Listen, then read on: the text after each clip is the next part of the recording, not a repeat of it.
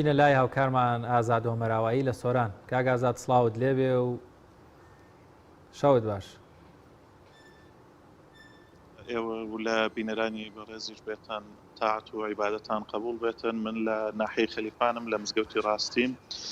دیارە لە ناحیەی خەلیفانیش لە سەرجەم مزگەوتەکان مسلمانان دەشەوی کۆتایی مانگی ڕەمەزانی پیرۆز لە مزگەوتەکاندا نیشان بە شەو نوێژکردن، هەروەها قورئان خوێندن، هەروەها گوێگرتن لە وتاری مامۆستایانی ئاینی. دیارە مسلمانان لە سەرجەم مزگەوتەکان کۆبنەوە وەکو ئەبینن لە ئێستادا مسلمانانێکی زۆر لە مزگەوتە کۆبوونەتەوە، هەر لە پیاوانی بەتەمەن و گەنج و مناڵان بە ئامانجی بەدەستهێنانی پاداشتێکی گەورە ڕوو لە مزگەوتەکانەکەن بە ئومێدی ئەوەی لە شەوانی قەدری پیرۆزە شەوی قەدریان بەنسیب بێتن. من بۆ زانیاری زیاتر و قسەکردن لەسەر بەڕێوەچوونی پەرستەکان ئەچمە لای مامۆستای مزگەوت، مامۆستا کامەران.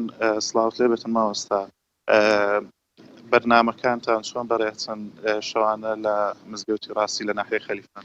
سەرەتا بەناوی خوای پەروەردگار بەخێرات نەچی گەرمی جەنابتانەکەم. هیوادارم خوای پەروەردگار موفق و سەرکەوتوتان بکات لە گواستنەوەی ڕاستەخۆی کەشی عیبادەت و تاعات لە مزگەوتەکانی هەرێمی کوردستان. خوای پەروەردگار دەست بە تەمەنتانەوە بگری و موفق و سەرکەوتوتان بکات. دیارە ساڵانە کە مانگی ڕەمەزان ڕوو لە هەرێمی کوردستانەکە و لە تەواوی عالەمی ئیسلامی ئەکا خەڵک بە جۆش و خڕۆشەوە پێشوازی لە مانگی ڕەمەزانەکەن و بەو پەڕی دڵفراوانیەوە عیبادەت و خواپەرستی لەو مانگەدا ئەنجامەدەن، بە تایبەت کاتێکەوە دەشەوەکانی ئاخری مانگی ڕەمەزان ئەهێن ئەبینین تاکتاکەی مزگەوتەکانی کوردستان پڕ ئەبن لە خەڵکی نوێژ خوێن، دەهێن نزا ئەکەن، ئەپارڕینەوە لە خوای پەروەردگار دوا ئەکەن. ئومێدەوارین کە خوای پەروەردگار دوعای هەموو لایەکمان قبول بکە، عیبادەتی مانگی ڕەمەزان لە هەموو لایەکمان قبول بفەرموو و پاشانیش داواکارین لە خوای پەروەردگار کە بەخێر و فەزلی ئەو مانگە پیرۆزەی بەهۆی ئەو هەموو عیبادەتی کە لەو مانگە ئەکرێ بکات بە وەسیلەیەک بۆ لابردنی ئەو بەڵاو ئەو موسیبەتانەی کە بەسەر تەواوی عالەمی ئیسلامی دەهاتون، بە تایبەتی ئەو ڤایرۆسەی کەەوە یقەی کۆمەڵگەی مرۆڤایەتی گرتووە، خەڵکێکی زۆر گیانی لەدەستداوە. هیوادارین ئینشاءالله بە بەرەکەتی مانگی ڕەمەزان و بەهۆی دوعای مسلمانانەوە خوای پەروەردگار ئەو نەخۆشی و ئەو ناخۆشیە لەسەر هەموو لایەکمان هەڵبگرێ.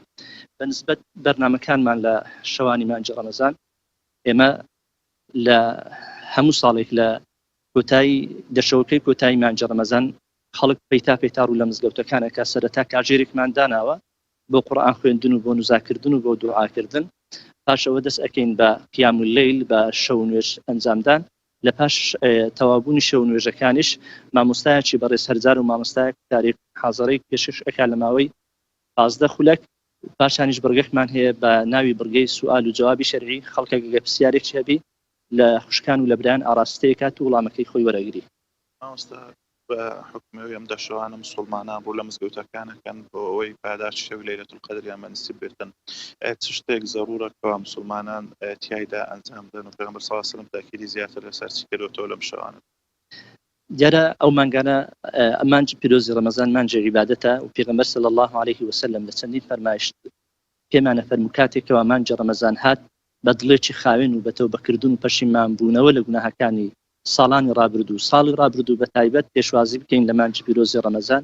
مانگی پیرۆزی ڕەمەزان جیهادێکە و جەنگێکی ئینسان بەرپایەکە لەگەر نەفس، لەگەر شەیطان، ئەبێ سەرەتا دەست بکە بە خاوێنکردنەوەی ناخی خۆی لە هەموو ئەو شتانی کە خوای پەروەردگار کە نەهی لێکردون و ئەوانە دەبی دڵی خۆ خاوین کاتەوە، تەوبە بکا بگەڕێتەوە لای خوای پەروەردگار. پاشانیش لەو شەوانەدا گەورەترین عیبادەت ئەوەی کە پێغەمبەر صلی الله علیه و سلم زۆر تەرکیزی لەسەر کردیە بریتیە لە ئەنجامدانی شەو نوێژ، پاڕانەوە لە خوای پەروەردگار و هەروەها ئەنجامدانی کۆمەڵێک زیکر و ورد کە پێغەمبەر صلی الله علیه و سلم لە ژیانی خۆی بەردەوام ئەو زیکر و وردانەی خوێندوونە و ئێمەشی هەنداوە لەسەرەوەی کەوە لەو شەوانەدا خۆمان تەفەڕوح بکەین لە عیبادەتکردن و خواپەرستی بە هەموو جۆرەکانیەوە. سپاس بۆ مامۆستا کامەران پێشنەژوتان خوێن لە مزگەوت ڕاستی لە خەلیفان. زۆر سپاس دەکەین. بەڵێ وەک ئەبینن کەوا لە مزگەوتەکانی ناحیەی خەلیفان مسلمانان بە جۆش و خرۆشەوە ڕوو لە مزگەوتەکانەکەن. بۆ زۆر سپاس بۆ هاوکارمان کاک ئازاد وەمەراوایی.